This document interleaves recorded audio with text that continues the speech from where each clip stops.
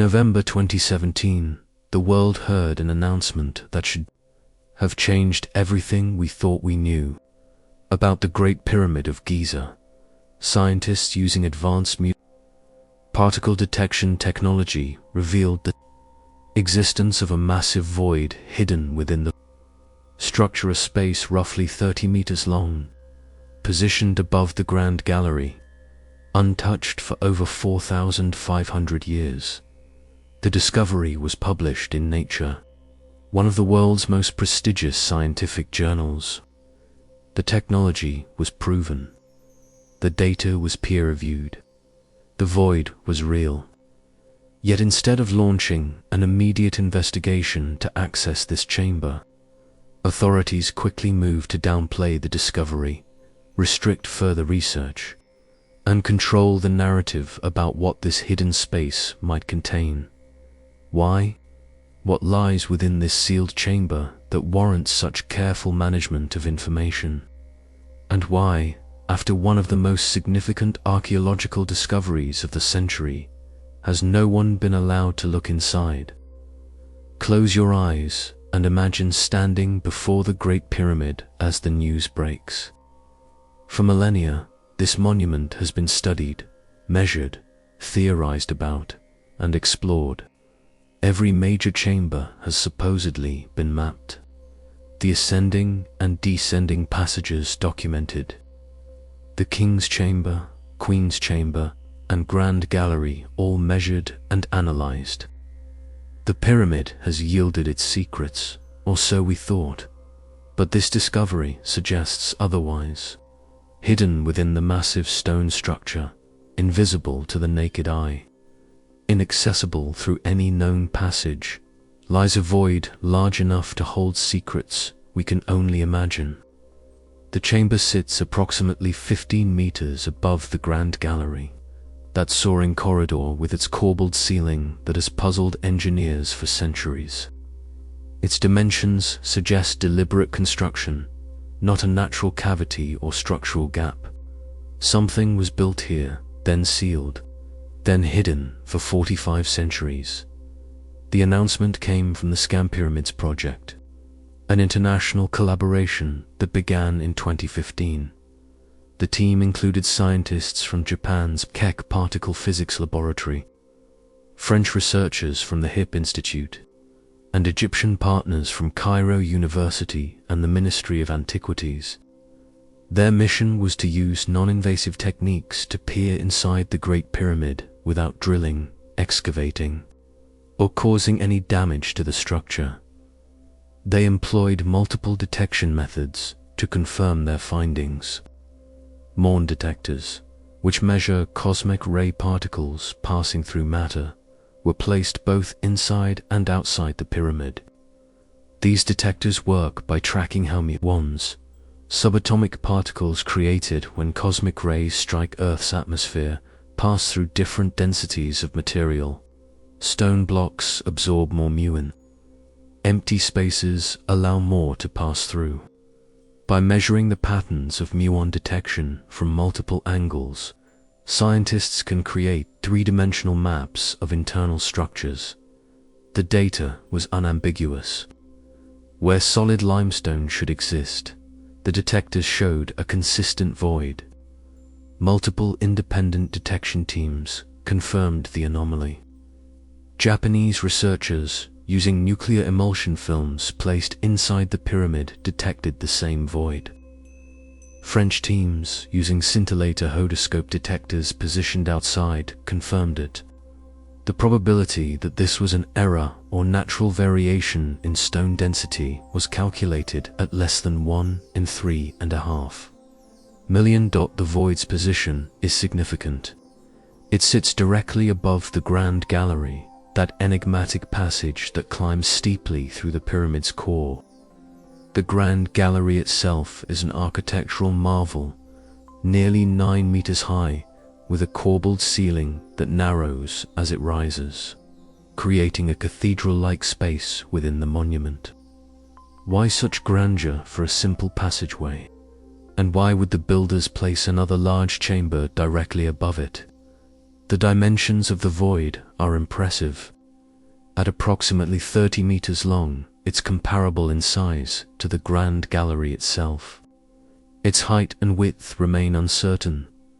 The muon detection method excels at determining length and position, but provides less precise measurements for the full three-dimensional shape. Still, the sheer volume detected suggests a chamber, not merely a structural gap. Initial announcements were measured and scientific. Dr. Mehdi Tabi, president of the HIP Institute and co-director of the Scan Pyramids mission, described it as a big void, a deep one, with a section similar to the Grand Gallery. The team emphasized they were revealing data, not interpreting it. They called it a void, carefully avoiding terms like chamber or room that might suggest purpose or function. But the implications were clear. The Great Pyramid, supposedly the most studied structure in human history, contained a major architectural feature that had gone undetected for millennia. If one large void remained hidden, what else might the pyramid conceal? The scientific community's response was cautious but excited. Peer reviewers praised the methodology.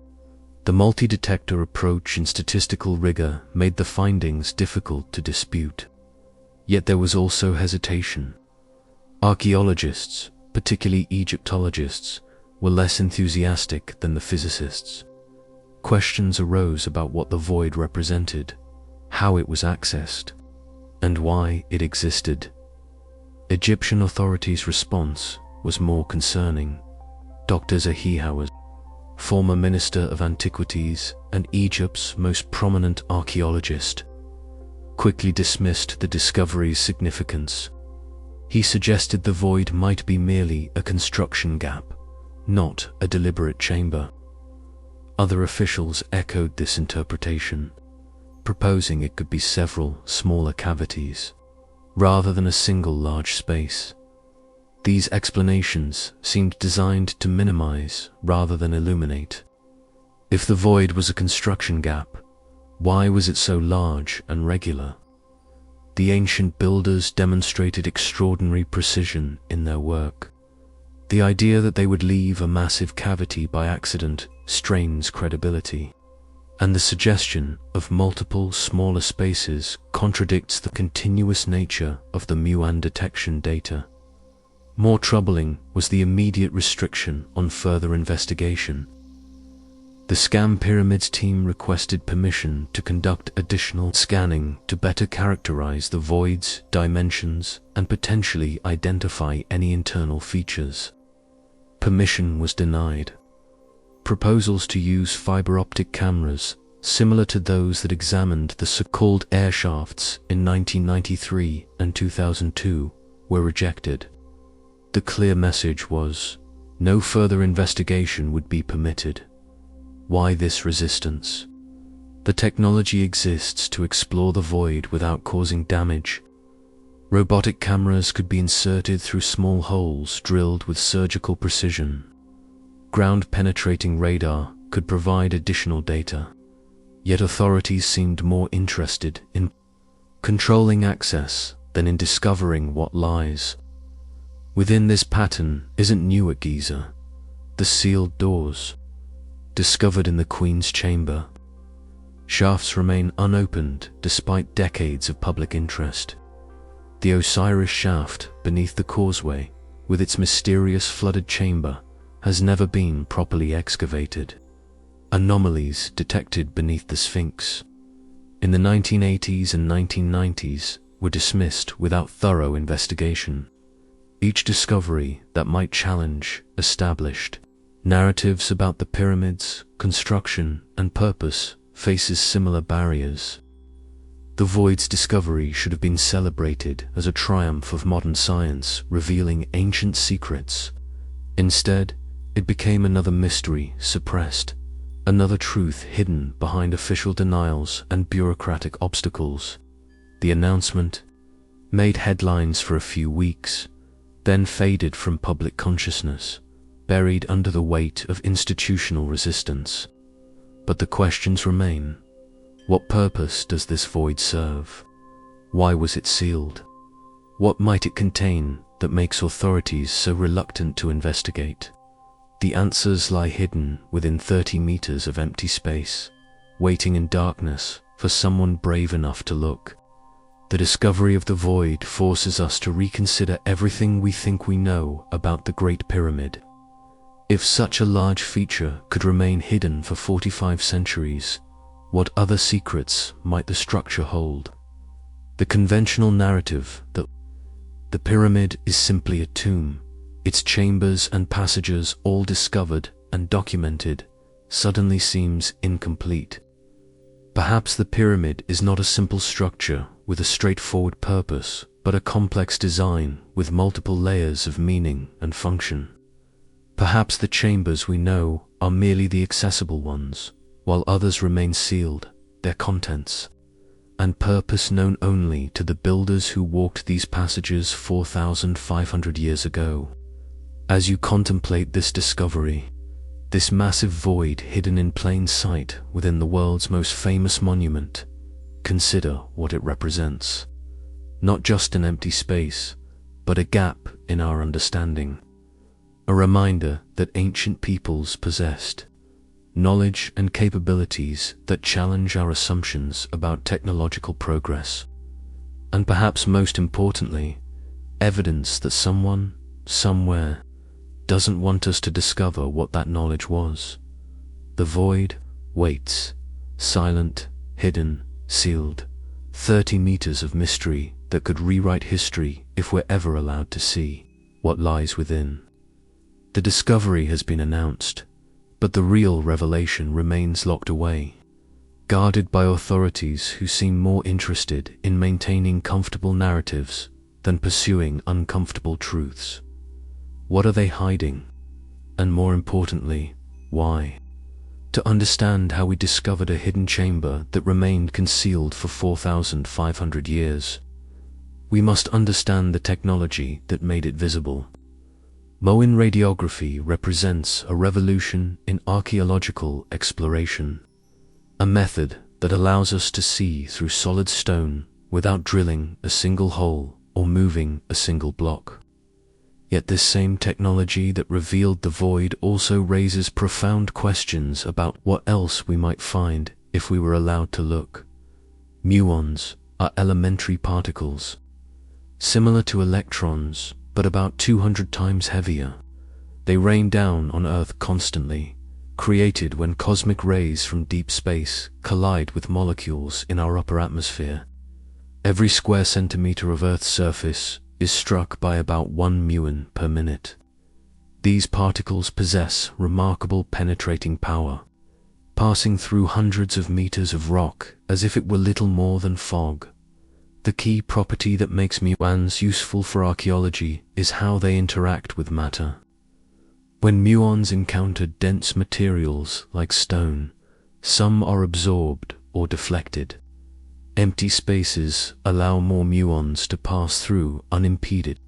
By measuring how many muons reach a detector from different angles, scientists can create detailed maps of internal structures, essentially producing X-rays of massive monuments using particles from space. This technique isn't new. Luis Alvarez, a Nobel Prize-winning physicist, pioneered muon radiography in 1970 when he used it to search for hidden chambers in Khufu's pyramid at Giza. His team placed muon detectors in the known chambers and measured particles arriving from various directions. They found no significant voids, but the method proved the concept cosmic particles could reveal.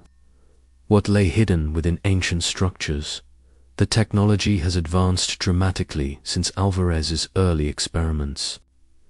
Modern muon detectors are far more sensitive and precise. Multiple detector types can be used simultaneously to cross-reference findings. Computer processing can analyze millions of moon tracks to create three-dimensional density maps with unprecedented resolution. The Scam Pyramids project represented the most sophisticated application of this technology ever attempted on an archaeological site. The project began in October 2015 with ambitious goals. The team wanted to scan not just the Great Pyramid but also Khafu's Pyramid and the Bent Pyramid at Dosha, using multiple complementary technologies. Beyond muon radiography, they employed infrared thermography to detect temperature variations that might indicate hidden voids, and 3D laser scanning to create precise external models for reference. 3 different moin detection systems were deployed. The Japanese team from KEK used nuclear emulsion, filmed special photographic plates that record the tracks of individual particles.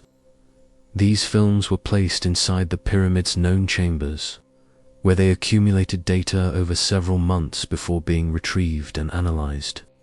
The advantage of this method is its simplicity and reliability. The films require no power, no active electronics, just patient exposure and careful analysis. The second system, developed by the French Hip Institute, used scintillator HODIS. These are electronic detectors that flash when struck by muons, with the flashes recorded by sensitive cameras. Unlike passive films, scintillators provide real-time data, allowing researchers to monitor results as they accumulate. The disadvantage is that they require power and precise calibration, making them more complex to deploy inside the pyramid's tight spaces.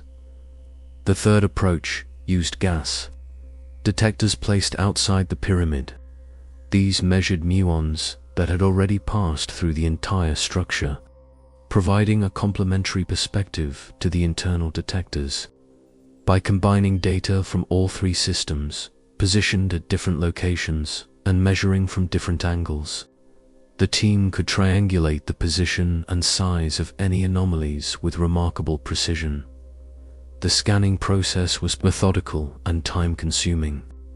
Detectors were installed, left to accumulate data for months, then retrieve for analysis. Each system needed to record millions of individual muon tracks to build up statistically significant results. The nuclear emulsion films alone required several months of exposure time to gather enough data for meaningful conclusions. As data accumulated through 2016, patterns began to emerge. All 3 detector systems, despite their different technologies and positions, started showing the same anomaly. Above the Grand Gallery, where solid stone should uniformly absorb detectors consistently recorded excess particle flux. Something was allowing more muons through than the pyramid's known architecture could explain. The initial reaction was skepticism. Could this be an error? A calibration problem? A statistical fluke? The team ran exhaustive checks. They verified detector calibrations, reanalyzed data, examined every possible source of systematic error. The anomaly persisted. More data only strengthened the signal. By late 2016, the conclusion was inescapable. A large void existed within the pyramid. Publishing the findings required careful preparation. The team knew the claim would face intense scrutiny. They prepared detailed documentation of their methodology, statistical analysis showing the significance of their results, and 3D visualizations showing the void's probable location and dimensions. They submitted their paper to Nature, knowing that the journal's rigorous peer review would validate or refute their work. The peer review process was extensive. Independent experts examined every aspect of the methodology. Could the moin detectors have malfunctioned? Were the statistical calculations sound? Had the team adequately ruled out alternative explanations?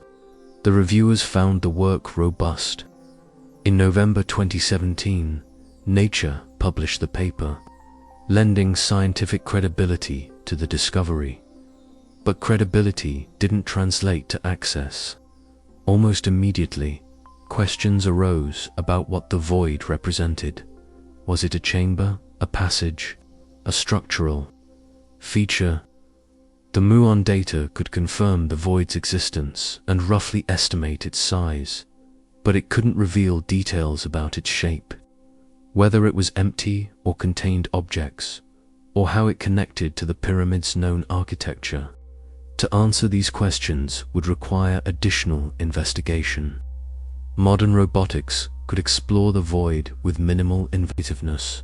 Fiber optic cameras, no thicker than a pencil, could be inserted through small drilled holes. Ground-penetrating radar could map internal features. 3D laser scanning could measure precise dimensions. All of these technologies exist and have been successfully used in other archaeological contexts. Yet, permission for such investigation was consistently denied. Egyptian authorities argued that any drilling, however minimal, would damage the pyramid. They suggested that more muon scanning might provide additional data without physical intervention. But the Scan Pyramids team had already extracted as much information as muon radiography could provide. Further scanning would only confirm what was already known: a void exists. Only direct observation could reveal what lies within. The resistance to further investigation suggests something beyond mere conservation concerns. If authorities were truly interested in protecting the pyramid while satisfying scientific curiosity, they would approve minimally invasive exploration using the best available technology. Instead, the response has been to minimize the discovery's significance and prevent any attempt to examine the void directly. This brings us to a troubling question. What can muon radiography not tell us that makes authorities so reluctant to use methods that can? The technology reveals empty spaces, but cannot distinguish between an empty chamber and one filled with objects. It cannot identify what materials might be present or what purpose the space served. It cannot read inscriptions, examine artifacts, or determine whether the void was sealed intentionally or left accessible through hidden passages. In other words, muon radiography can prove a void exists, but cannot reveal what that void contains. And perhaps that uncertainty is precisely what someone wants to maintain. As long as the chamber remains unexamined, its contents remain a matter of speculation rather than fact. Official narratives about the pyramid's purpose and construction can continue undisturbed.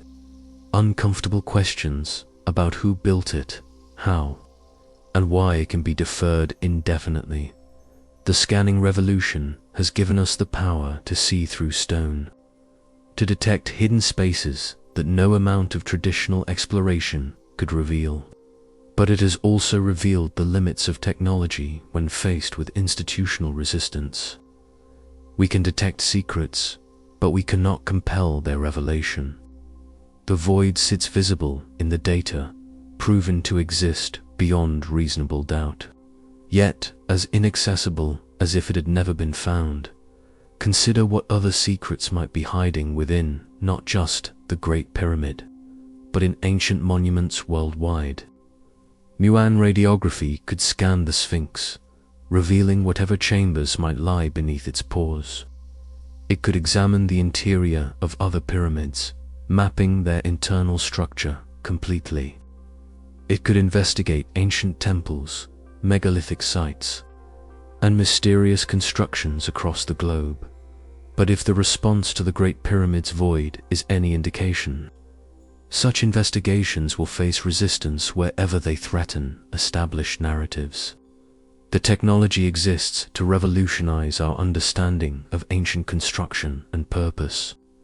The willingness to use it, to pursue truth wherever it leads, remains in question. The muon detectors have done their job. They've revealed what conventional methods could never find. Now the question isn't whether hidden chambers exist, but whether we'll ever be allowed to examine them. The scanning revolution has shown us the door. Someone else holds the key as you contemplate this technology. These cosmic particles revealing ancient secrets. Consider what it means for archaeology and history. We possess tools our predecessors could never imagine, ways to explore without destroying, to discover without disturbing. Yet discovery means nothing if we're forbidden from understanding what we've found. The void waits in darkness, detected but not explored, proven but not examined. The particles from space have shown us it's there. Only human decision-making can show us what it contains. And so far, those decisions have chosen ignorance over knowledge, comfortable uncertainty over potentially uncomfortable truth. What does the data tell us about this hidden space? Strip away speculation and focus on what the muon detectors actually revealed. The void is approximately 30 meters long, positioned roughly 15 to 23 meters above the king's chamber, sitting directly above the grand gallery. Its orientation follows the same upward slope as the gallery below it, suggesting architectural intention rather than random cavity. But these measurements, precise as they are, tell us remarkably little about what we're actually dealing with. Is it a single large chamber or multiple connected spaces? Does it have a flat floor and ceiling, or does it follow irregular contours? Is it completely empty, or does it contain structures, objects, or materials that muon radiography cannot distinguish from empty space? The muon data provides density information, not visual detail. Imagine trying to understand a room by only knowing where walls aren't. You can map the empty space, calculate its volume, determine its rough shape, but you cannot see what's inside that space, cannot distinguish between empty air and objects that happen to be less dense than solid stone. This limitation is crucial to understanding why the void's discovery raises more questions than it answers. The detectors confirm that a large volume exists where solid limestone should be. They measured particle flux consistent with a space approximately the size of the grand gallery. But they cannot tell us whether this space is accessible, whether it was deliberately constructed, or what purpose it might serve. Let's examine what we can reasonably infer from the data. The void's position directly above the grand gallery is significant. The grand gallery itself is an architectural anomaly, soaring corridor, nearly 9 meters high with a corbelled ceiling that narrows as it rises. No other pyramid contains such a feature. Why build this cathedral-like passage within a supposedly solid monument? Engineers have long debated the grand gallery's purpose. Some suggest it housed a system of counterweights used during construction. Others propose it served as a storage space for blocking stones that would seal the ascending passage after the pharaoh's burial. Still others see it as purely ceremonial, a grand approach to the king's chamber that emphasized the importance of the space. Beyond Dot, but if the grand gallery's purpose remains uncertain, what can we make of a second large void positioned directly above it? The parallel orientation suggests a relationship between the two spaces. Did they serve complementary functions? Was the upper void designed to relieve structural pressure on the gallery below?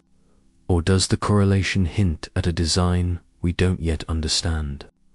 The void's size is comparable to the grand gallery, but the muon data cannot reveal its exact dimensions. Length can be estimated with reasonable confidence at approximately 30 meters. Height and width remain far more uncertain.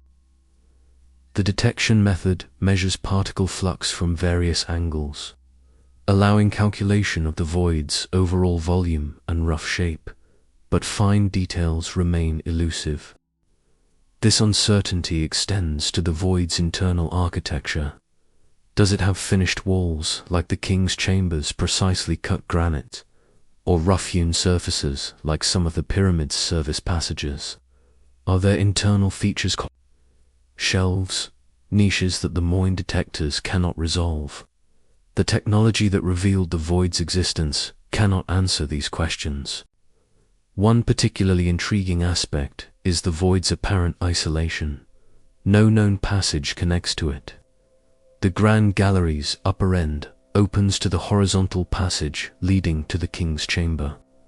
The lower end connects to the ascending passage from the pyramid's entrance, but neither the gallery itself nor any adjacent passage shows signs of an opening to the space above. This raises a fundamental question.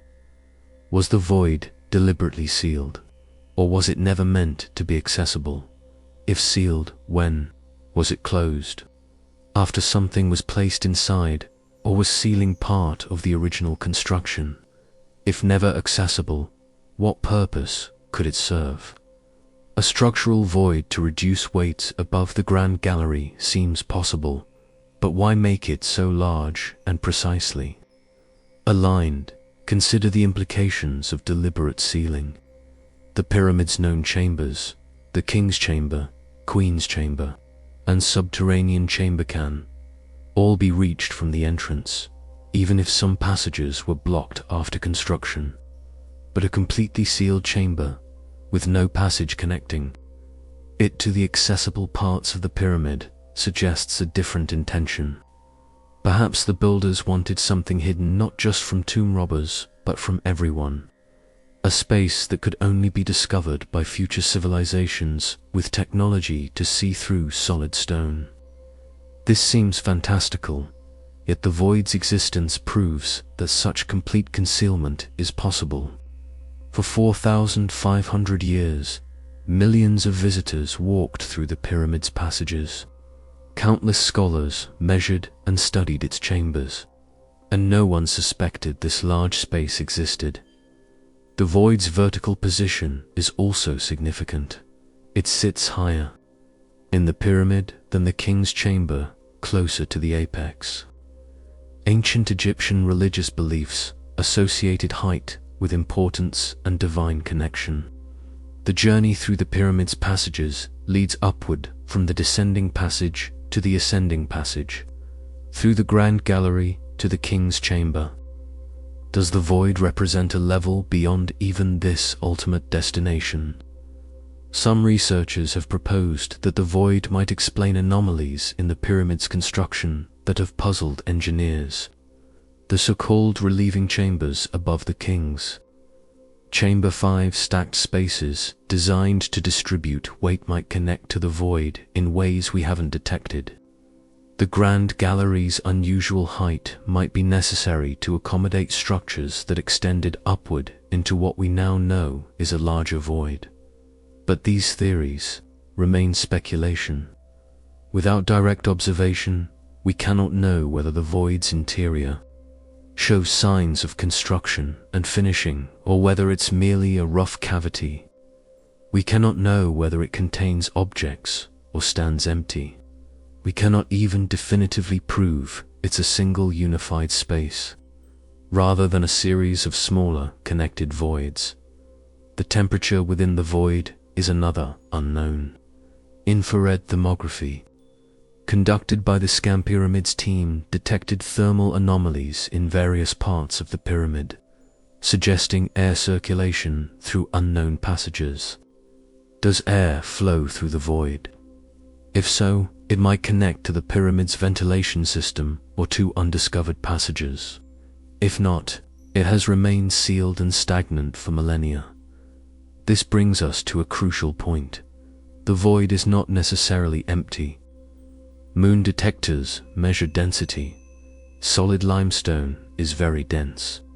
Empty air is not. But many materials fall between these extremes. Wood, for instance, would appear more transparent to muons than stone. So would most organic materials, textiles, papyrus, even human remains. The void could be filled with such materials. and the muon detectors would still register it as a void relative to the surrounding stone. Imagine if the space contains a library of texts, scrolls describing the pyramid's true purpose, the knowledge of its builders, the history of a civilization we don't know existed. The muons would pass through papyrus and would almost as easily as through empty air. The detectors would show a void, blind to the priceless information within, or consider artifacts, statues, ceremonial objects, tools used in construction. Unless they're made of stone or metal dense enough to significantly absorb muons, they would remain invisible to the detection system. The void could house treasures that would revolutionize our understanding of ancient Egypt, and the muon data would give no indication of their presence. This uncertainty is both tantalizing and frustrating. We know something is there, but we don't know what. We can measure the void's approximate size and position, but we cannot characterize its contents or purpose. We've achieved something remarkable, a hidden chamber through hundreds of meters of solid rock, yet we remain as ignorant of its secrets as if we'd never found it. The void's discovery also raises questions about what else might be hidden within the pyramid. If muon detectors found one large void, might there be others? Smaller chambers that existing scans haven't yet revealed. Passages that connect known spaces in unexpected ways. The pyramid's internal architecture might be far more complex than the simple layout of entrance passages and 3 main chambers that conventional archaeology recognizes. Some researchers have suggested that the void might be part of a larger system.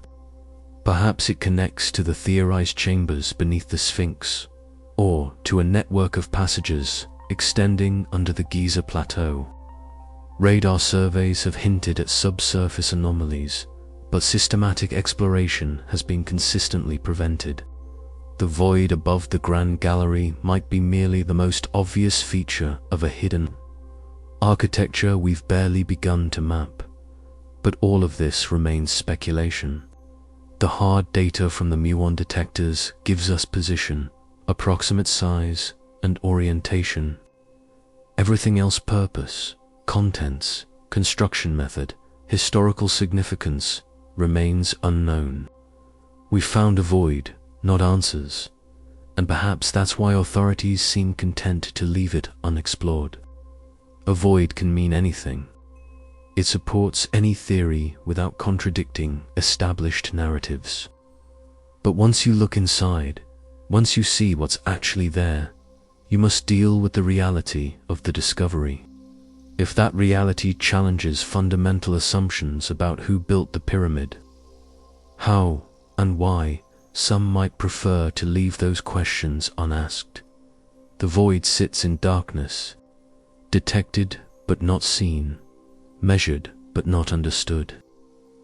Inside that space lies truth about ancient engineering, about the pyramid's purpose, perhaps about capabilities we don't believe the ancient Egyptians possessed.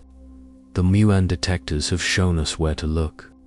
Whether we'll ever be allowed to see what's there remains an open question. The technology exists to explore the void. Fiber optic cameras, no thicker than a pencil, could be inserted through precisely drilled holes. Robotic probes could navigate the space, capturing high-resolution images and taking measurements.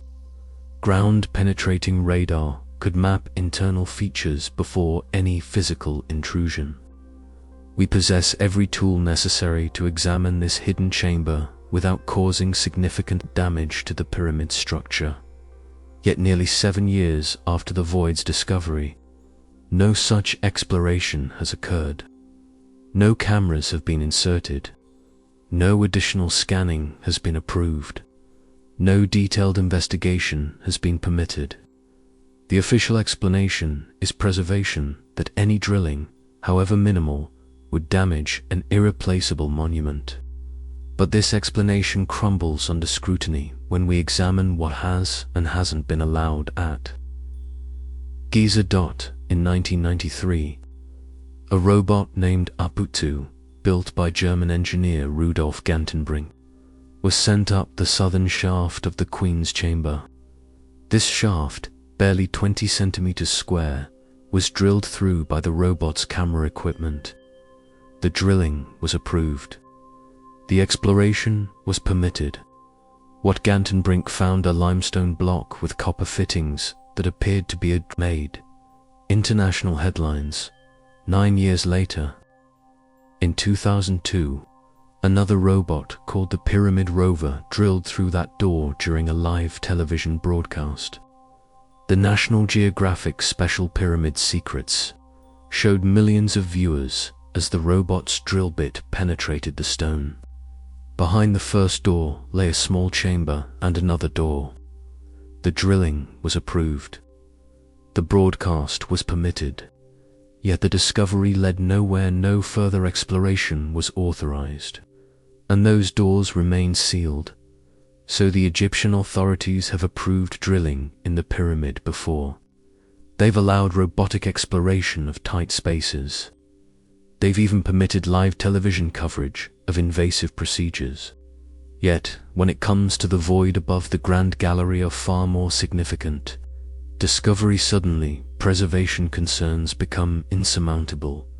This inconsistency demands explanation. If drilling a hole through the Queen's Chamber shaft was acceptable in 1993 and 2002, why is similar drilling to access the void unacceptable now? The shaft explorations were far more invasive relative to the features being examined, drilling through narrow passages that are themselves part of the pyramid's original architecture. Drilling a small hole into a large void would be proportionally far less invasive. The technical challenges are minimal. Modern drilling equipment can create perfectly circular holes with diameters of just a few millimeters. These holes can be precisely positioned using 3D modeling based on the muon data. The drilling can be done slowly and carefully to minimize vibration. The hole can be sealed afterward with materials matched to the original limestone. Museums and conservation organizations perform such procedures routinely on priceless artifacts. Fiber optic cameras, designed for archaeological use, are remarkably sophisticated. They can operate in total darkness, illuminate their surroundings with minimal heat emission, and transmit high-definition video through cables thinner than a pencil. Some models can articulate, bending to look around corners or examine surfaces at different angles. They can measure temperature, detect air movement, and even analyze atmospheric composition. The drilling location could be carefully chosen to minimize visual impact. The Muon data indicates the void's position relative to the Grand Gallery ceiling. A hole could be drilled from an existing chamber or passage, entering the void through its floor rather than from outside the pyramid. Such an entry point would be invisible to visitors and would allow the probe to enter the void from below, potentially providing a view of its full extent. But none of this technical capability matters if permission is denied. And permission has been consistently denied, with reasons that shift depending on who's asking and when. Initially, officials claimed they needed more data from muon scanning before considering invasive exploration. When that data was provided, they suggested the void might not be significant enough to warrant investigation. When pressed, they returned to preservation concerns. Dr. Zahi Hawass has been particularly vocal in dismissing the void's importance. In multiple interviews, he suggested it's merely a construction gap, not a deliberate chamber. He's argued that the ancient builders might have left voids to reduce weight or for reasons we don't understand. He's insisted that any drilling would be unacceptable damage to a World Heritage Site.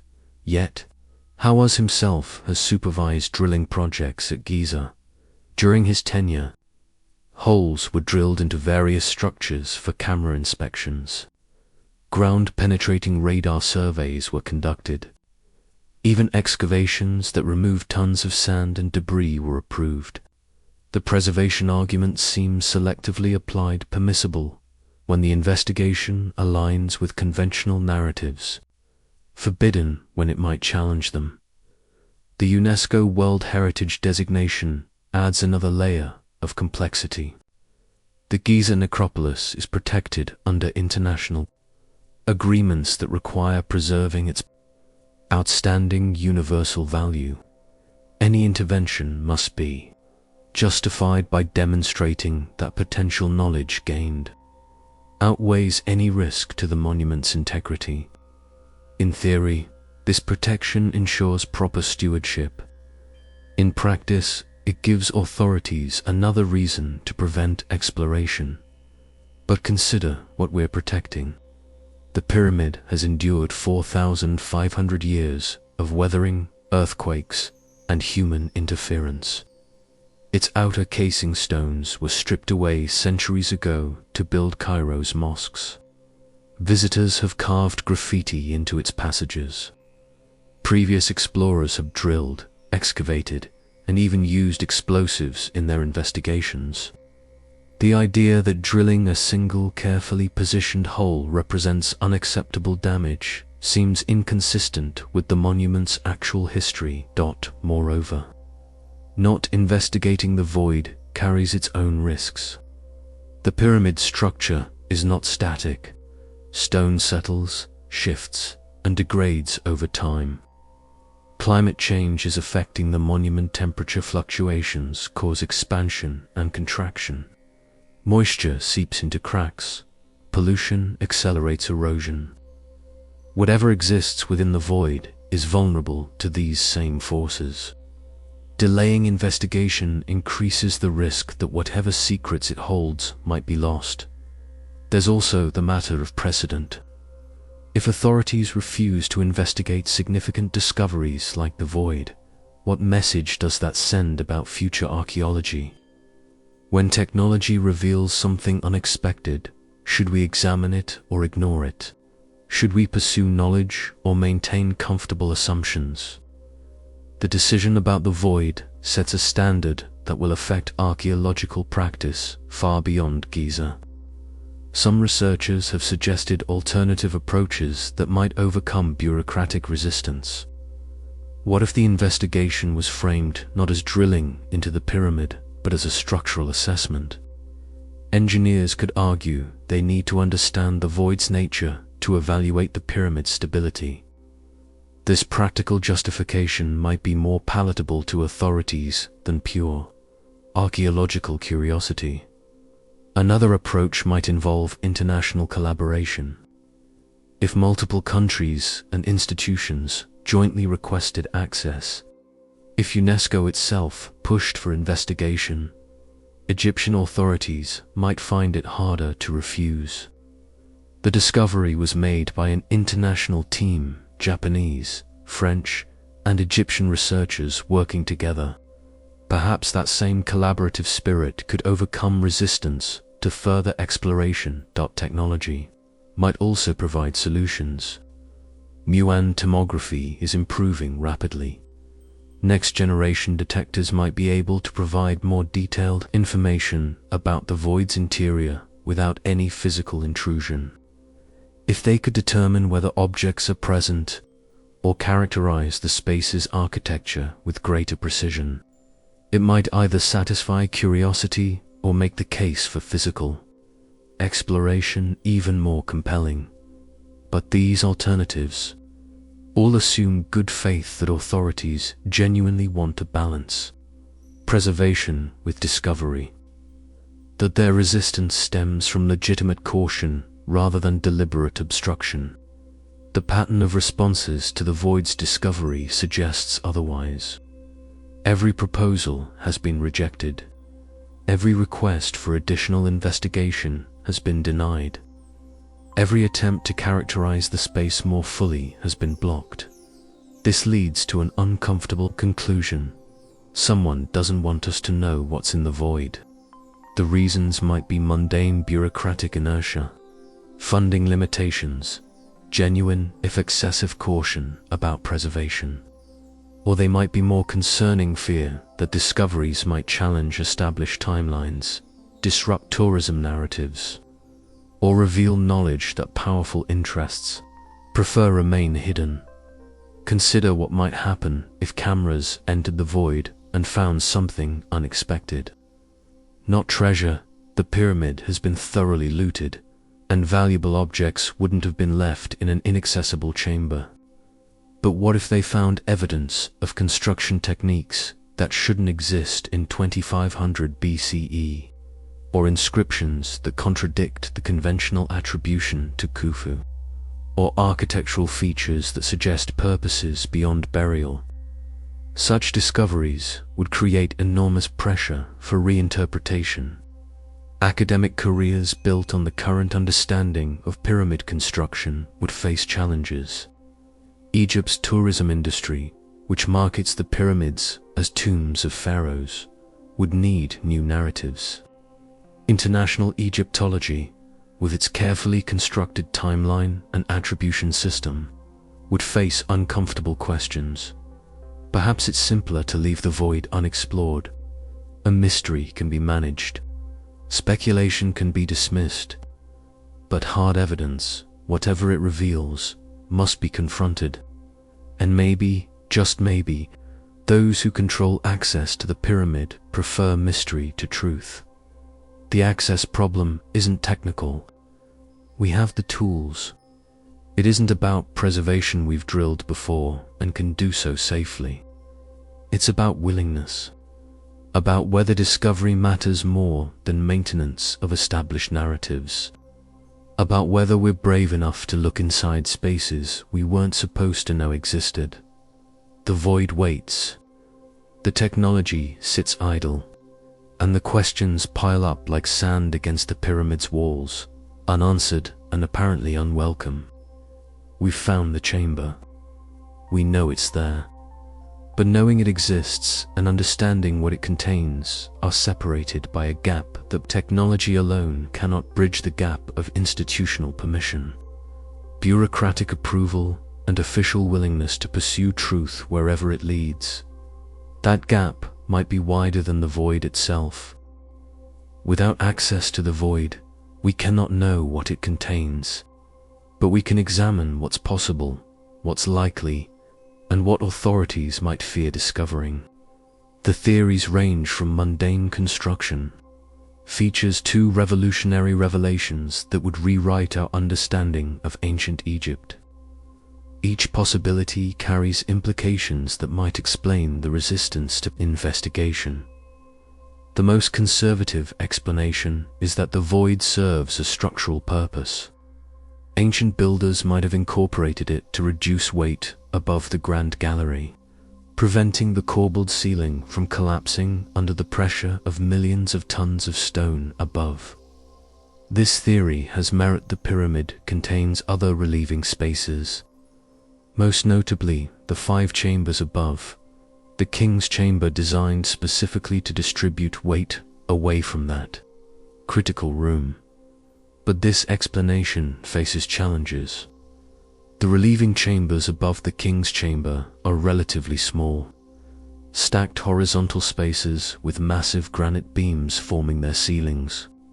They're clearly construction features, rough and unfinished, never meant to be seen. The void above the Grand Gallery, by contrast, is enormous, comparable in size to the gallery itself. If it's merely structural, why make it so large? Smaller voids distributed across a wider area would be more efficient for weight distribution. Moreover, the void's orientation mirrors the Grand Gallery's slope. If the purpose was simply structural relief, a horizontal void would make more sense from an engineering perspective. The parallel alignment suggests an intentional relationship between the two spaces, something beyond mere weight reduction. Another possibility is that the void represents an abandoned or altered construction plan. Perhaps the builders initially intended to create a second grand gallery, then changed their design partway through construction. They might have sealed the incomplete space rather than filling it with blocks, leaving the void we now detect. This theory could explain the space's size and orientation. It accounts for the lack of access fill. The chamber was never finished. There might be no completed passage leading to it. It suggests the void might contain construction debris, abandoned tools, or evidence of the building process that could illuminate how the pyramid was actually built. Yet this explanation also raises questions. The pyramid's construction demonstrates extraordinary planning and precision. The idea that builders would drastically alter their design mid-construction seems inconsistent with the monument's overall sophistication. And if they did abandon a chamber, why not fill it with rubble? Leaving such a large empty space within the structure would create exactly the kind of stress, concentration that careful engineering seeks to avoid. A more intriguing possibility is that the void serves as a hidden chamber, deliberately sealed to protect whatever it contains. This interpretation aligns with the discovery of sealed doors in the Queen's chamber shafts, features that appear designed to close off specific spaces while maintaining the shaft's apparent continuity. What might such a chamber contain? The conventional assumption about pyramid chambers is that they house burial equipment, sarcophagi, grave goods, the paraphernalia of royal afterlife. But the king's chamber was found empty, its sarcophagus lidless and showing no signs of ever having contained a body. The queen's chamber, despite its name, shows no evidence of burial use. The subterranean chamber was left unfinished. If these accessible chambers contained nothing, why assume a sealed chamber holds treasures? Perhaps the void's contents are not material but informational. Ancient Egyptian culture placed enormous emphasis on preserving knowledge. The pyramid texts carved into later pyramids represent spells and instructions for navigating the afterlife. Medical papyri preserved surgical techniques and treatments. Astronomical texts recorded celestial observations. What if the void contains written records texts describing the pyramid's true purpose, construction methods, or the knowledge of a civilization we don't recognize? This possibility becomes more intriguing when we consider what such texts might reveal. If the pyramid is older than conventional dating suggests, if it was built by a culture that predated dynastic Egypt, records in the sealed chamber could prove it. If the builders possessed advanced mathematical or astronomical knowledge, documentation could exist.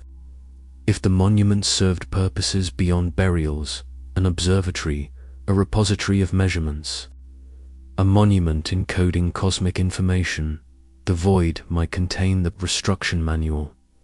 The problem with this theory is preservation.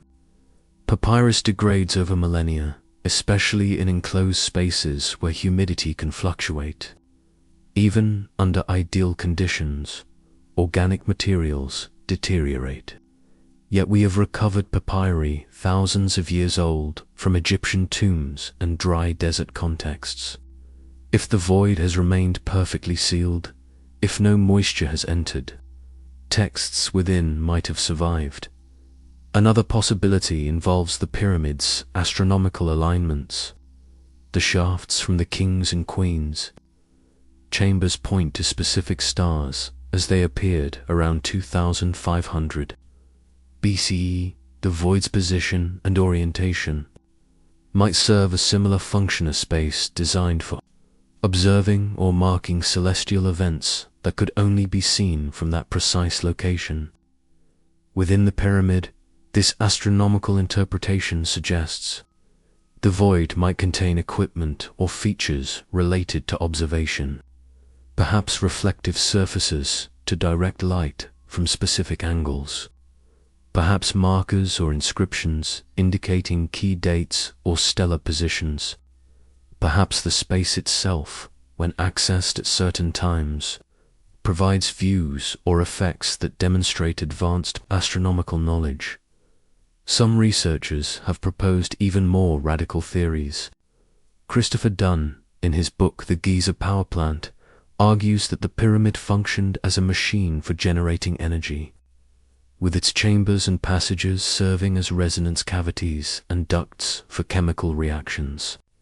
In this interpretation, the void might be a crucial component of the power generation system, perhaps a resonance chamber designed to amplify specific frequencies, or a space where chemical reactions occurred, or a feature necessary for the pyramid's alleged technological function. While this theory remains controversial and largely rejected by mainstream archaeology, it highlights an important point. If the pyramids served purposes beyond burial, the void's function might be completely unlike anything we expect. We approach the question with assumptions based on tombs and religious monuments. But if those assumptions are wrong, we might not even recognize what the void contains or what it was meant to do. There's also the possibility that the void connects to the pyramid's alleged subsurface features. Ground-penetrating radar and seismic studies have suggested anomalies beneath the Giza Plateau possible chambers, passages, or cavities extending below the pyramid. If these exist, the void might be part of a larger complex, a three-dimensional architecture that includes spaces both above and below the pyramid's known chambers. This interpretation opens fascinating possibilities. Perhaps the pyramid sits atop an older structure, with the void providing access to those deeper levels. Perhaps a network of passages connects various chambers in ways we haven't detected. Perhaps the builders created a vertical architecture as complex as the horizontal passages we know, with the void being merely the most obvious feature we've finally detected. Edgar Cayce, the famous American mystic, predicted in the 1930s that a haul of records would be found at Giza, containing knowledge from a lost civilization he identified with Atlantis. While Cayce's prophecies are not scientific evidence, the void's discovery has renewed interest in this idea. Could this sealed space be the repository Cayce described? Might it contain records of knowledge predating dynastic Egypt? This brings us to perhaps the most troubling possibility from an institutional perspective. The void might contain evidence that challenges fundamental assumptions about who built the pyramid and when. If the space contains artifacts or inscriptions that don't match the conventional attribution to Khufu and the 4th dynasty. If construction techniques are documented that shouldn't exist in 2500 BC. If the contents suggest purposes or knowledge inconsistent with our understanding of ancient Egyptian capabilities, such discoveries would create enormous pressure to reconsider the entire narrative of pyramid construction. Consider what this would mean. Egyptology has spent over a century building a detailed timeline of pharaonic history, attributing specific monuments to specific rulers based on inscriptions, architectural style, and archaeological context. The pyramids of Giza are keystones in this chronology, with their construction dates anchoring much of our understanding of the Old Kingdom. If evidence emerges that these dates are wrong, the entire chronological structure becomes questionable. How old is the Sphinx, really? When were the other pyramids built?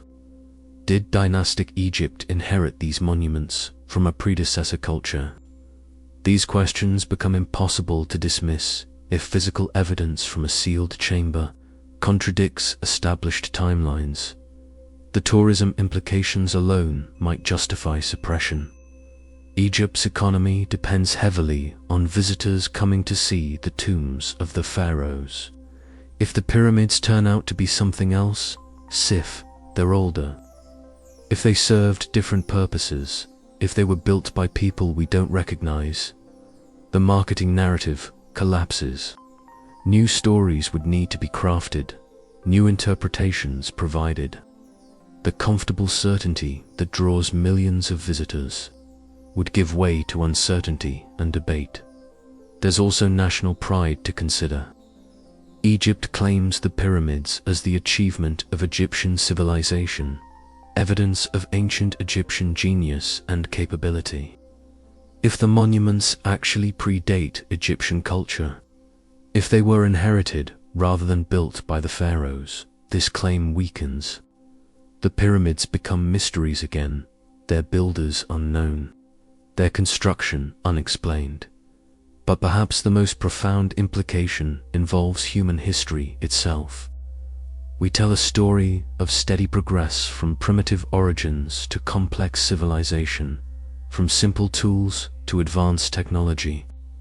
The pyramids fit this narrative as products of a society at its peak, representing what ancient peoples could achieve with determination and organization.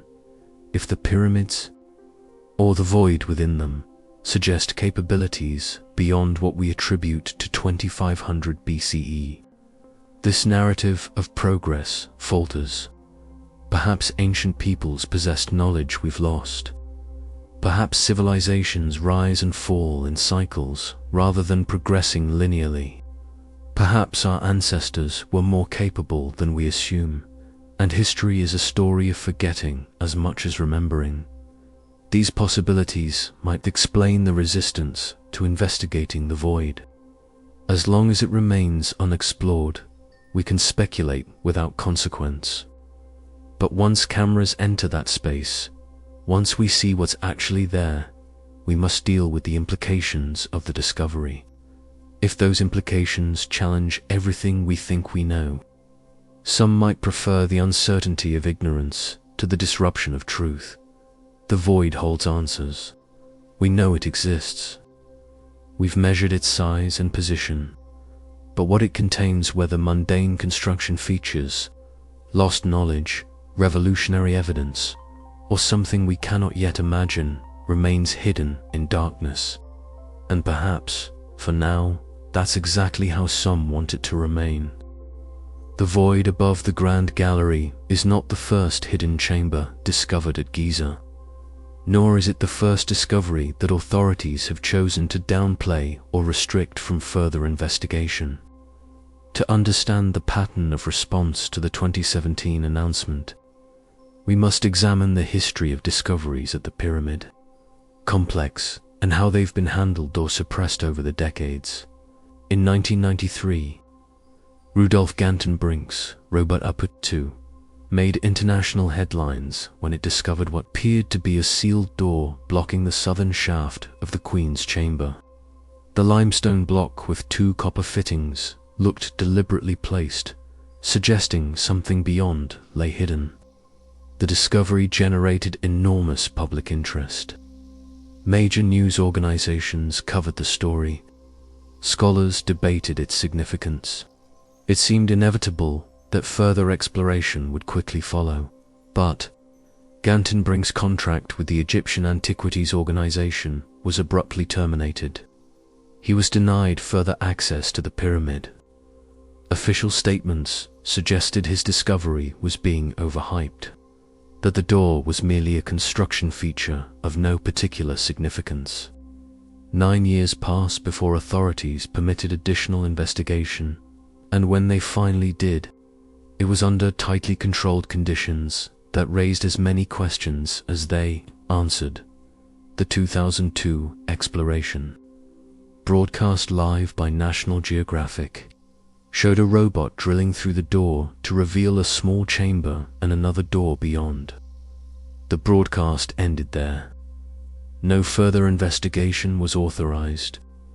The second door remains unexamined to this day, more than 2 decades later. The pattern is familiar: discovery, excitement, restriction, and finally, silence. But the shaft doors are only one example. In the 1980s and 1990s, ground-penetrating radar surveys detected anomalies beneath the Sphinx, possible chambers or passages in the bedrock below the monument. Dr. Thomas Debetsky, a geophysicist who conducted some of these surveys, identified rectangular features that appeared artificial rather than natural variations in the limestone. The most significant anomaly sat directly between the Sphinx's paws, precisely where Edgar Cayce had predicted a haul of records would be found. Subsequent surveys by other teams detected similar features. The data was compelling enough that serious researchers began calling for exploratory excavation. Permission was denied. Official statements claimed the anomalies were merely natural fissures in the rock, despite the geometric regularity that suggested otherwise. Dr. Zahi, who controlled access to Giza for decades, has been particularly adamant that nothing lies beneath the Sphinx. Yet photographs from the 1930s show excavations in this exact area, revealing what appeared to be a shaft or chamber entrance before it was quickly back. Workers who participated in these excavations described descending into carved passages. No official report was ever published. The site was sealed and covered, becoming one of Giza's many buried mysteries. The Osiris shaft provides another example of discovered then restricted access. This vertical shaft near Kaffa's causeway descends over 30 meters through the bedrock into 3 distinct levels. The lowest level, flooded with groundwater, opens into a chamber with 6 side rooms arranged around a central space containing a stone sarcophagus. The precision of the carving and the complexity of the design suggest significant importance. Yet the Osiris shaft remains largely unstudied. The flooded lower chamber has never been properly excavated. No comprehensive survey of its dimensions or features has been published. Access is restricted to the point where even mentioning it in academic contexts is discouraged. Why? The shaft clearly predates the adjacent pyramid by its position cut into bedrock that was later built over. Its existence raises uncomfortable questions about construction timelines and the possibility of earlier structures on the plateau. Historical records hint at even more discoveries that never made it to official reports. In the 19th century, British explorer Colonel Howard Vyse used gunpowder to blast through the pyramid's masonry, creating the rough tunnel still visible on the northern face. His journals describe passages and chambers that don't appear in his published accounts.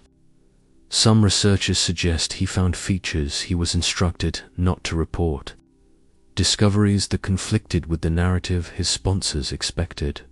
Napoleon's expedition to Egypt in 1798 included extensive surveys of the pyramids by French scholars.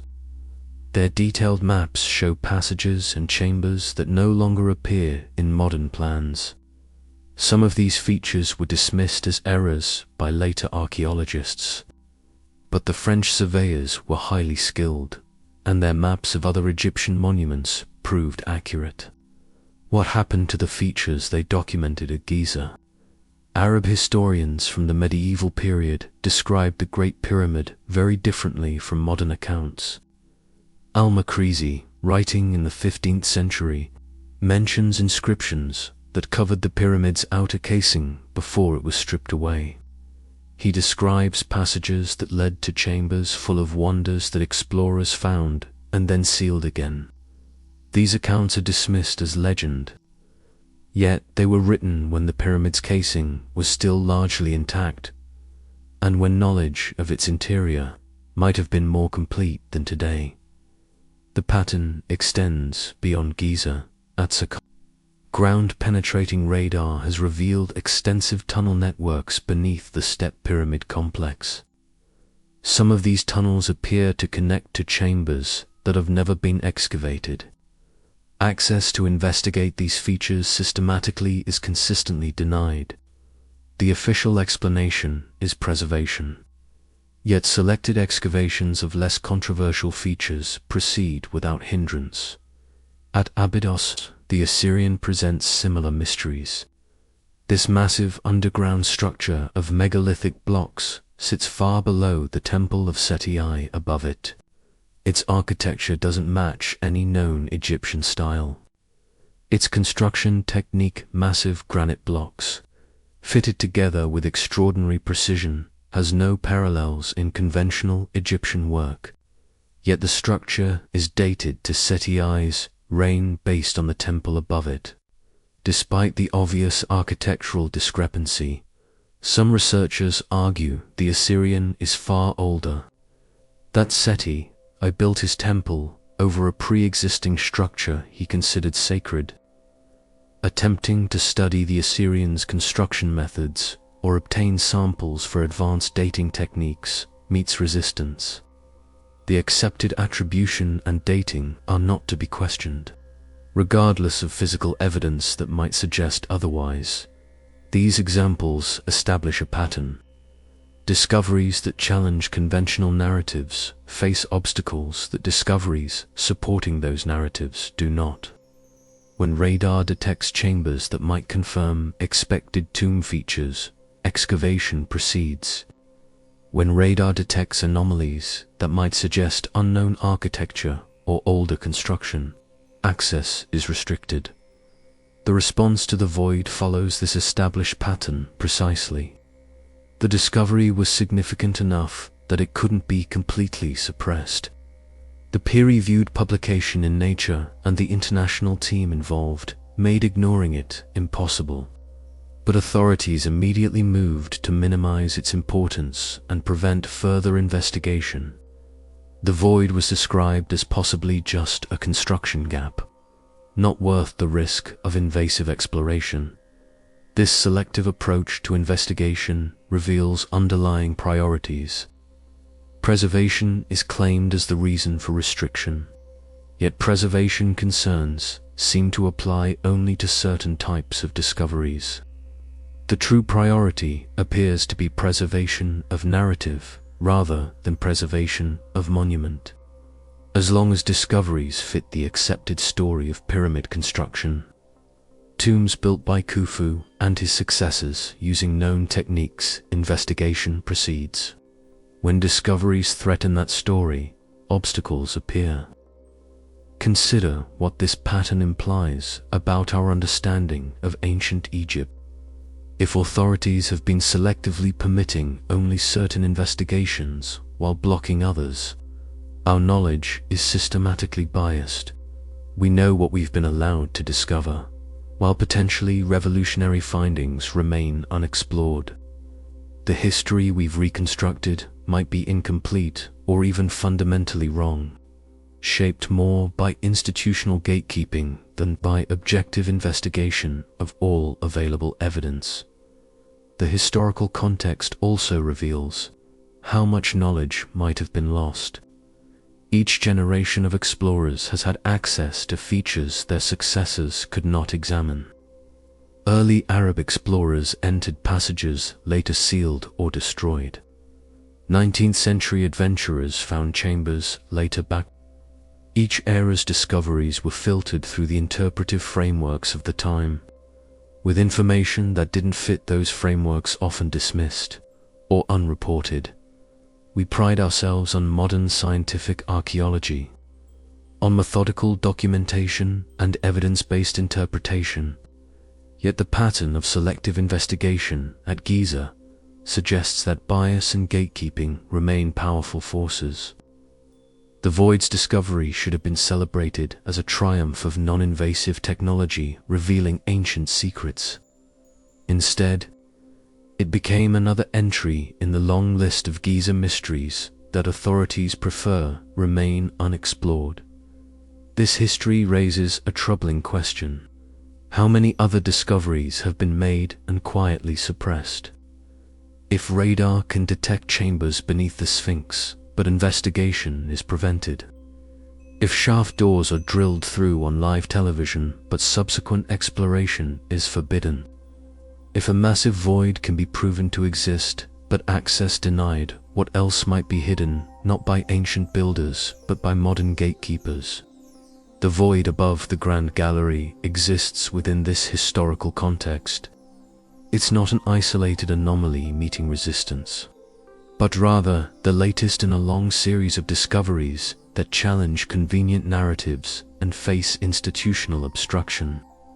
Understanding this pattern helps explain why the response to its discovery has been so consistently dismissive and restrictive. The historical record suggests that Giza holds far more secrets than official.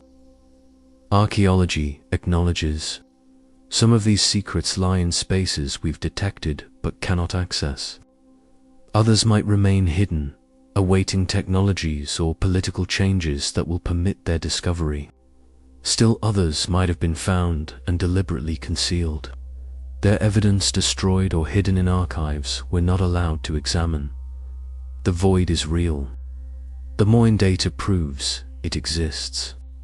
But the void is also symbolic, a space representing all we don't know about Giza, all the discoveries that have been blocked, all the questions that remain unanswered because asking them threatens established interpretations. Inside that hidden chamber might lie answers, or inside might lie more questions. Evidence that would force us to reconsider everything. Perhaps that's why it remains sealed. Not because we lacked the technology to investigate it safely. Not because preservation concerns are truly insurmountable, but because the historical pattern suggests that some truths about Giza are meant to stay hidden, and the void's contents might be truths the gatekeepers of history prefer we never discover. The response to the void's discovery follows a playbook that has been refined over decades. Minimize the significance, control the narrative, prevent independent investigation. Gradually let public interest fade until the discovery becomes another footnote in the pyramid's long list of unexplained features. This pattern of suppression is not conspiracy theory. It's documented institutional behavior with clear motivations and predictable methods. The first step in managing a potentially disruptive discovery is immediate narrative control. Within days of the Nature publication announcing the void, official statements began appearing from Egyptian authorities and prominent Egyptologists. Dr. Zahi Hawass told the media that the void was not a discovery and suggested it might be several small cavities rather than one large chamber. Other officials proposed it could be a construction gap, a stress relief feature. Anything except what the data clearly indicated, a large, deliberately created void within the pyramid's core.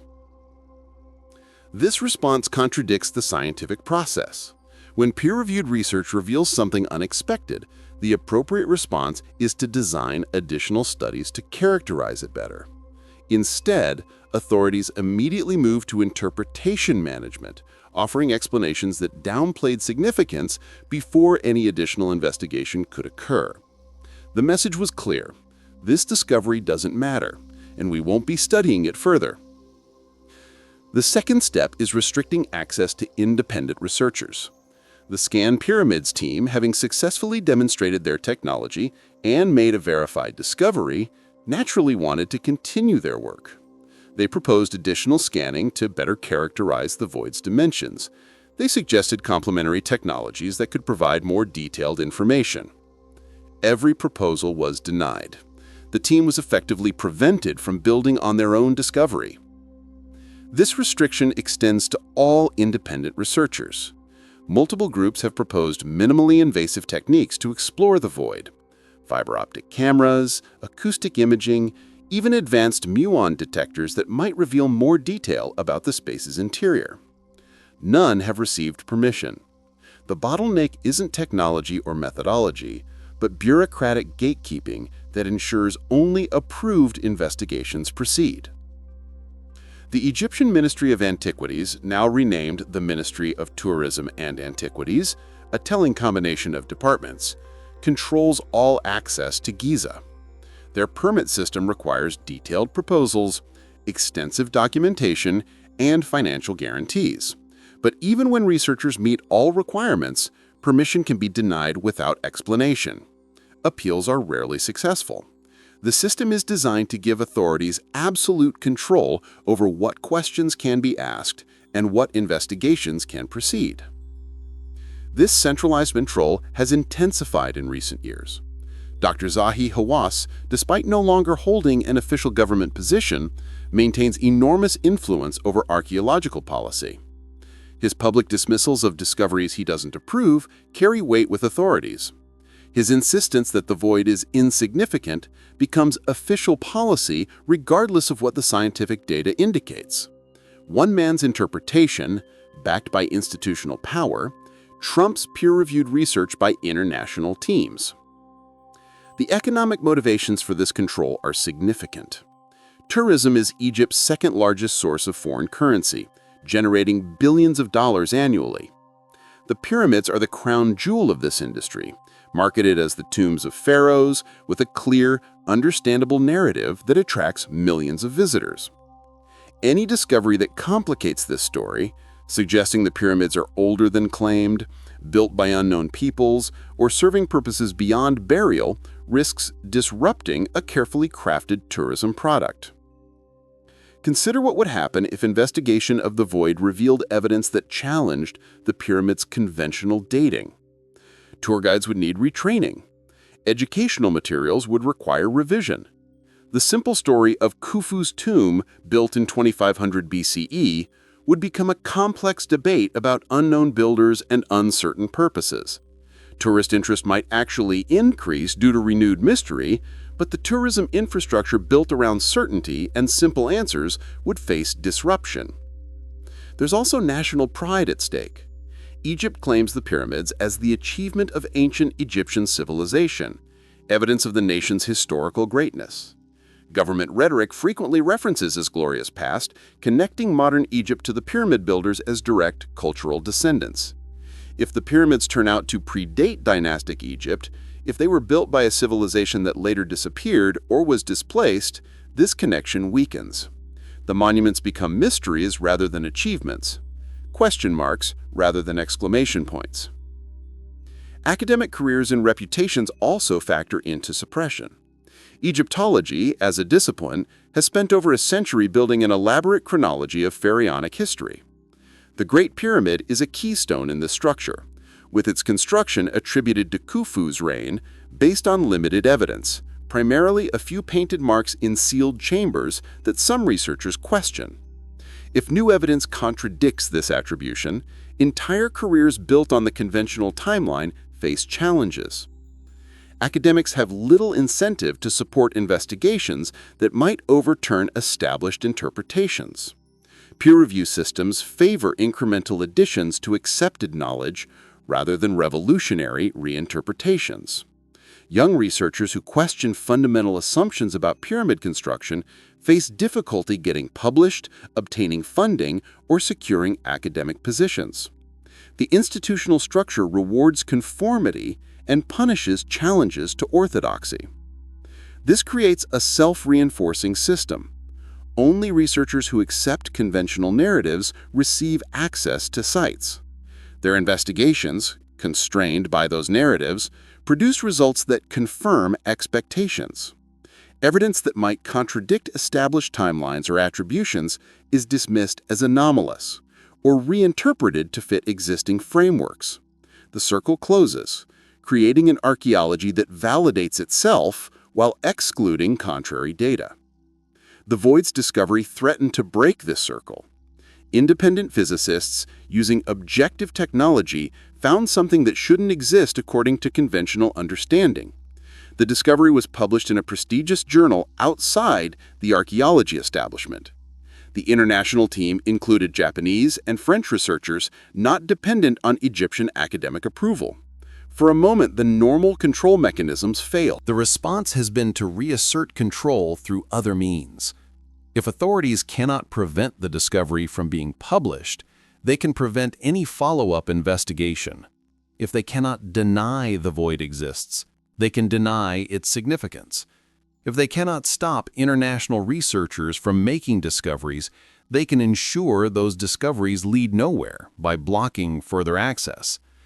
This pattern of suppression isn't limited to recent discoveries. Historical records show similar responses to unexpected findings throughout the history of Giza archaeology. When Howard Weiss found what appeared to be hieroglyphic inscriptions in the relieving chambers above the King's Chamber in 1837, some contemporaries questioned their authenticity, noting the marks looked suspiciously fresh and used forms of Khufu's name that might not have been current during his reign. These questions were suppressed. The inscriptions became the primary evidence attributing the pyramid to Khufu, despite persistent doubts about their legitimacy. When aerial photography in the 1980s revealed what appeared to be an entrance to chambers beneath the Sphinx, authorities denied any such feature existed. Later radar confirmed the anomaly, but excavation was forbidden. The site was declared a natural geological feature despite geometric regularity that suggested artificial construction. The discovery was managed by denial, a tactic that works because few people can demand access to verify official claims. The same pattern repeated with the shaft doors in the 1990s and 2000s. Each discovery generated brief public interest, was quickly downplayed by official statements, and led to no substantial follow-up investigation. The doors remain sealed, the passages remain unexplored, questions remain unanswered, and gradually public attention moved elsewhere while the mysteries accumulated. What makes the void's suppression particularly revealing is how it demonstrates the limitations of modern technology when faced with institutional resistance. Muon detection proved a major discovery could be made without any permission or cooperation from authorities. The scanning was non-invasive, conducted from outside restricted areas or using detectors placed in publicly accessible chambers. No one could prevent the research or suppress the data. Yet despite this technological end run around normal gatekeeping, the suppression succeeded anyway. Authorities couldn't prevent the discovery, but could prevent investigation of what was discovered. They couldn't suppress the Nature publication, but could ensure no follow-up research occurred. The void became known, but remained as inaccessible as if it had never been detected. In some ways, this makes the suppression more frustrating. We know exactly where the hidden chamber is, but knowing its location doesn't grant access to its contents. This reveals the true nature of control over archaeological knowledge at Giza. It's not about preventing discoveries. Modern technology makes that increasingly difficult. It's about controlling what happens after discoveries are made, ensuring that only certain questions are pursued while others remain perpetually deferred. The void can be acknowledged as long as no one investigates what it contains. The shaft doors can be known as long as no one looks beyond them. The radar anomalies beneath the Sphinx can be recorded as long as no one excavates to examine them directly. The suppression pattern also involves controlling the academic literature. Papers that challenge conventional dating or interpretation face difficulty getting published in mainstream archaeological journals. Peer reviewers who built careers on current paradigms are unlikely to approve research that undermines those paradigms. This creates a filter where only certain types of findings reach the published record, giving the false impression of scholarly consensus when dissent has merely been excluded from publication. Researchers who persist in challenging established narratives face professional consequences. They're labeled as fringe, pseudoscientific, or amateur, regardless of their credentials or the quality of their work. Their findings are dismissed without serious examination. Their careers suffer as funding and access evaporate. The message to other researchers is clear: stay within accepted boundaries or face marginalization. This isn't conscious conspiracy requiring coordination among thousands of individuals. It's emergent behavior from institutional structures that reward conformity and punish deviation. Tourism officers want simple stories that attract visitors. Academic departments want research that builds on established knowledge. Government authorities want control over nationally significant sites. These individual motivations align to create systematic suppression of disruptive discoveries. The void sits at the intersection of these forces. It exists, proven by rigorous science published in a top journal. But it cannot be investigated because such investigation might reveal truths that too many powerful interests prefer remain hidden. The suppression succeeds not through censorship or cover-up, but through bureaucratic obstruction, official dismissal, and institutional gatekeeping that wears down even the most persistent researchers. As you consider this pattern, ask yourself what else might be hidden at Giza, not by ancient builders, but by modern authorities. What discoveries have been made but never reported? What evidence exists in archives but isn't accessible? What truths lie sealed in chambers we know exist but cannot examine? The suppression of the void's investigation is visible and documented. How much suppression occurs in ways we cannot see? The void waits in darkness, detected but denied meaningful investigation, acknowledged but dismissed as significant. It stands as testament not to ancient mysteries, but to modern suppression, the systematic management of knowledge to protect narratives that benefit from not being questioned.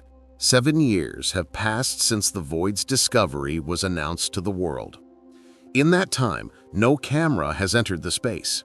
No additional investigation has been authorized.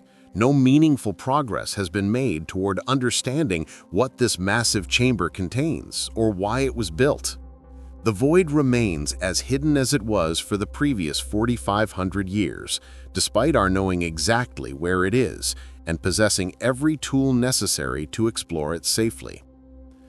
This is where our journey brings us, to a moment of profound irony. We live in an age of unprecedented technological capability. We can detect particles from space passing through solid stone.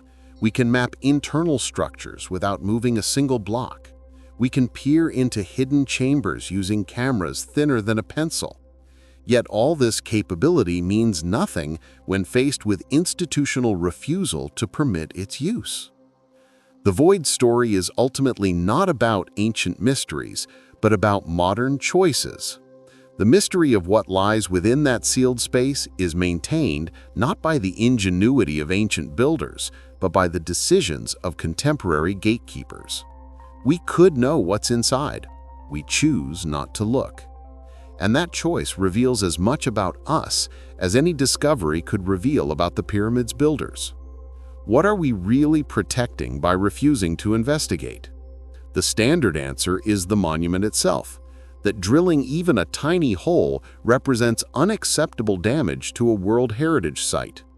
But this explanation collapses when we remember that we've drilled before, that we've blasted passages with explosives, that the pyramid has endured far greater insults than a carefully positioned camera probe would represent. Perhaps we're protecting something more fragile than stone: certainty. The pyramid's conventional narrative is comfortable. It's a tomb built by Khufu around 2500 BCE using known techniques. This story requires no revision of history, no uncomfortable questions about lost civilizations or forgotten knowledge. It allows us to imagine steady progress from primitive to advanced, with ourselves at the apex of human development. But what if the void contains evidence that challenges this comfortable narrative? What if its contents suggest capabilities we don't attribute to ancient Egypt? What if it reveals construction methods we can't explain? What if it proves the pyramid is older, built by unknown peoples for purposes we haven't imagined? Such discoveries would force us to reconsider not just the pyramid, but our entire understanding of human technological development. The suppression of investigation suggests that someone fears such discoveries. Whether that fear is justified, whether the void actually contains revolutionary evidence, remains unknown, but the fear itself is revealing. It indicates that established authorities recognize the possibility that conventional narratives might be wrong and prefer the safety of ignorance to the risk of disruptive truth. This brings us to a fundamental question about knowledge itself. Do we really want to know the truth about our past? We claim we do. We praise scientific inquiry, celebrate archaeological discoveries, value education about ancient civilizations, but when faced with opportunities to learn things that might overturn established understanding, our behavior suggests otherwise. We find reasons to defer investigation, to downplay significance, to avoid asking questions whose answers might be uncomfortable. The void represents all such deferred questions. It's a physical manifestation of chosen ignorance, a space where truth waits, but we refuse to look. And it's not alone. Beneath the Sphinx, radar anomalies suggest chambers that remain unexcavated. Behind the shaft doors, spaces remain unexamined. In archives around the world, documents describe features at Giza that official archaeology doesn't acknowledge. Each represents a question we could pursue, but choose not to. Why? Because pursuing these questions threatens more than just academic timelines. It threatens the stories we tell about ourselves. If ancient peoples possessed knowledge we've forgotten, if civilizations rose and fell, leaving monuments we can't replicate, if human history is cyclical rather than progressive, then we are not the pinnacle we imagine ourselves to be. We are merely the latest chapter in a longer story, one that includes forgotten peaks and lost knowledge. This possibility unsettles us.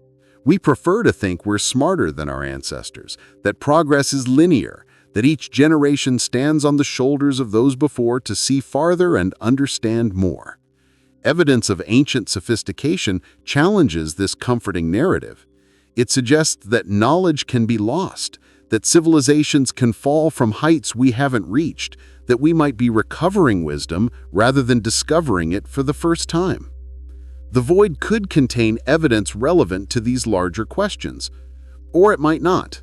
It might hold construction debris, or structural features of no particular significance, or nothing at all. But we'll never know without looking. And the refusal to look tells us something important. Those who control access fear what might be found more than they value what might be learned. Consider what it would take to change this situation. Technology isn't the limitation. We have that. Methodology isn't the problem. Researchers have proposed careful, minimally invasive approaches. Cost isn't prohibitive. The investigation would be far less expensive than many approved archaeological projects. The only barrier is bureaucratic permission, and that permission is denied not for any technical reason, but because those in authority choose to deny it. Could this change? Perhaps if public pressure became strong enough. If international scientific organizations demanded access, if UNESCO made investigation a condition of World Heritage status, authorities might relent. But generating such pressure requires sustained public interest, and people's attention is fleeting. The void made headlines briefly in 2017, then faded from consciousness as other stories displaced it. Without constant reminding, people forget that a hidden chamber awaits investigation inside the world's most famous monument. Perhaps a future technological breakthrough will make current restrictions irrelevant. Advanced muon detectors might reveal so much detail about the void's interior that physical access becomes less necessary. Artificial intelligence might extract information from existing data that human analyses has missed. Or entirely new detection methods might emerge that authorities cannot prevent and that reveal what lies within without requiring permission to drill.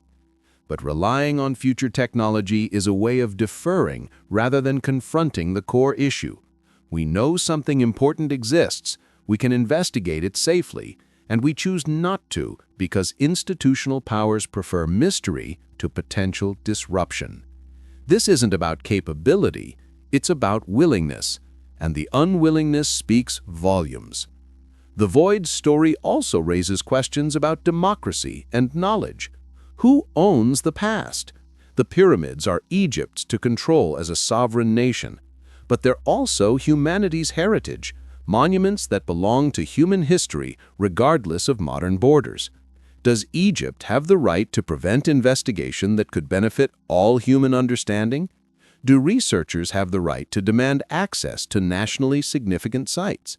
There are no easy answers, but the questions deserve more consideration than they typically receive. What makes these questions urgent is that time matters. The pyramid is not immortal. Climate change, pollution, groundwater changes, and simple entropy all degrade restructure. Whatever exists within the void is subject to these same forces. Delaying investigation risks losing whatever secrets the chamber holds. Each year that passes without examination is a year in which damage could be occurring, evidence degrading, truth slipping away. Perhaps that's acceptable to those who control access. If the void's contents might challenge established narratives, allowing those contents to degrade over time solves the problem naturally. In a few centuries, when permission to investigate is finally granted, the chamber might be empty, or its contents too degraded to interpret. The troubling questions it might have answered will have become moot. The safe narrative can continue undisturbed. This possibility, that we might deliberately allow evidence to be lost rather than examine it, represents a profound betrayal of our responsibility to history and to future generations. We claim to value knowledge about the past. We fund archaeology, maintain museums, protect ancient sites. But if we knowingly allow evidence to disappear because it might force uncomfortable revisions to what we think we know, we're serving ideology rather than truth. The void waits. It has waited 4,500 years already. It can wait longer. The stones are patient, holding their secrets in darkness while humans debate whether discovering those secrets is worth the risk of being proven wrong about cherished beliefs. The chamber will still be there in 10 years, in 50 years, in a century, unless erosion or collapse claims it, unless the secrets it holds degrade to dust, unless time accomplishes what suppression aims for, ensuring certain truths remain forever unknown. But there's another possibility. Perhaps one day, circumstances will change. New leadership at the Ministry of Antiquities might value discovery over narrative control. International pressure might overcome bureaucratic resistance. A technological breakthrough might make investigation impossible to prevent. When that day comes, if it comes, cameras will finally enter the void. What will they find? An empty construction gap vindicating those who dismissed its significance? Evidence of sophisticated engineering that challenges our assumptions about ancient capabilities? Objects or inscriptions that rewrite what we know about pyramid construction? Proof of a lost civilization that built these monuments before dynastic Egypt existed? Or something entirely unexpected that forces us to reconsider everything? We cannot know until we look, and that's the profound lesson of the void's discovery. We possess unprecedented power to reveal ancient secrets, yet we remain bound by very modern limitations: institutional gatekeeping, career protection, narrative control, and the fear that truth might be more complex and less comfortable than the stories we prefer to tell. The void exists, that much is certain, proven by rigorous science and verified by independent methods. What it contains remains unknown, not because we lack the means to discover it, but because we lack the will to try. 7 years after one of archaeology's most significant discoveries, we remain exactly where we started, knowing a mystery exists, but forbidden from solving it. Inside that chamber, truth waits. Not ancient truth about pyramid builders. That truth has waited for millennia. The truth that waits now is about us, about whether we value discovery more than certainty, whether we're brave enough to ask questions whose answers might force us to revise cherished narratives, whether we're willing to look into spaces we weren't supposed to know existed. The void is a mirror. We see in it not what it contains, but what we fear it might contain. and our response to its discovery reveals more about 21st century humanity than it does about ancient Egypt. We've found the chamber. Now we must decide whether we're ready to see what it holds. That decision, to look or to leave it sealed, defines us more than any archaeological discovery could. The stones remain silent, waiting for someone brave enough to ask the questions they might answer. The technology sits unused, capable of revelation, but denied permission. And the void persists in darkness, holding secrets that might change everything or nothing, but which we'll never know without the courage to look. Perhaps that's the greatest mystery of all, not what's hidden in the void, but why we choose to keep it hidden from ourselves.